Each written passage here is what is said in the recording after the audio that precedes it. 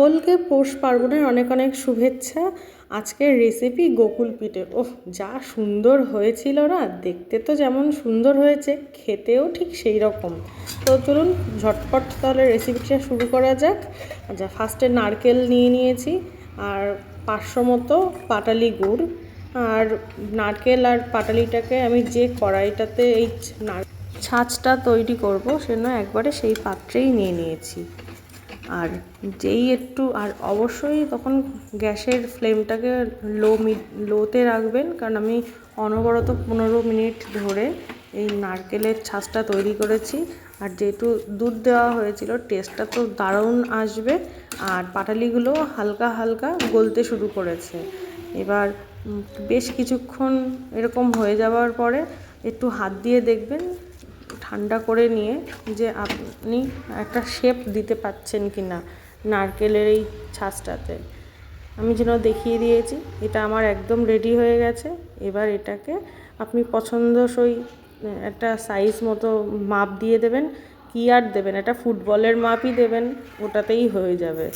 আর এই বাটির আমি 1 বাটি চিনি নিয়েছি, সেই বাটিরই 2 বাটি জল দেব, সেই দিয়ে একটা মিশ্রণ তৈরি করে নেব। আর সমস্ত বাটি মেপে মেপে আমি দেখাচ্ছি জিনিসটা কীভাবে বানিয়েছি। আপনারা যারা বানাবেন এই বাটির মাপটা নিয়ে বানালে একদম পারফেক্ট হবে, আর খেতেও সুন্দর হয় আর খুব ঝটপট হয়। তো আমি ফার্স্টে 1 বাটি ময়দা নিয়ে নিয়েছি, আর এই বাটিরই আমি 1/2 বাটি চালের গুঁড়ো নিয়েছি। এবার সুন্দর একটা মিশ্রণ তৈরি করব, আর সেই বাটিরই আমি 1 বাটি দুধ নিয়েছি। আপনারা চাইলে জলও ব্যবহার করতে পারেন, কিন্তু নিজেরাই খাবো, সবাইকে একটু দেব, তো সেই জন্য আমি দুধ দিয়েই বানাচ্ছি। আর সামান্য একটু জল দিয়েছি, মানে একদম সামান্য, যেন বেশি পাতলা না হয়ে যায় এই মিশ্রণটা। তাহলে কিন্তু আবার এর মধ্যে হচ্ছে ময়দা নাহলে চালের গুঁড়ো একটু মেশাতে হবে। যাই হোক, আপনারা দেখে বুঝতেই পারছেন কেমন হয়েছে। এবার এটাকে ভাজতে হবে, তার জন্য কড়াইতে তেল নিয়ে নিয়েছি। আর এই একটা একটা করে নারকেলের এই ছাঁচগুলোকে আমি চামচের সাহায্যে ওই ময়দা আর চালের গুঁড়োর ব্যাটারের মধ্যে চুবিয়ে ভেজে নিচ্ছি। আমি ফার্স্টে একটাই দিয়েছি, কারণ তেলের টেম্পারেচারটা এখন বেশি হাই, হয়তো ঝটপট কালার চলে আসবে। তো সেজন্য একটু ধিমে আঁচেই ভাজবেন, তাহলে ভাজাটাও সুন্দর হবে, দেখতেও সুন্দর লাগবে। আর আমরা একটু মানে কড়া ভাজা পছন্দ করি, সেজন্য আমি একটু কড়া কড়া করেই ভাজছি সেই জিনিসগুলো।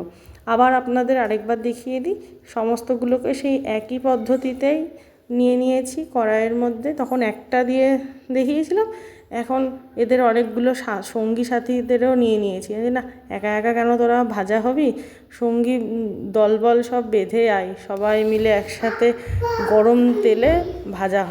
কিন্তু আপনি আবার সাবধানে ভাজবেন, আবার হাতটা আপনার যেন গরম তেলের মধ্যে না পড়ে, তাহলে এই টোবলাগুলো আপনাদের হাতে পড়বে।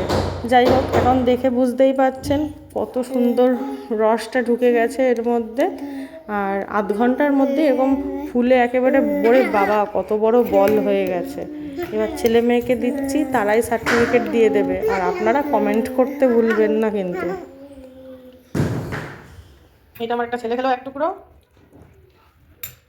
এটা খাবে তুমি? কেমন হয়েছে সোনামা? ভালো হয়েছে? তাহলে আমি আর কি বলবো, বাচ্চারাই সার্টিফিকেট দিয়ে দিয়েছে। ভালো লাগছে বাবা খেতে? আর একটু খাবে?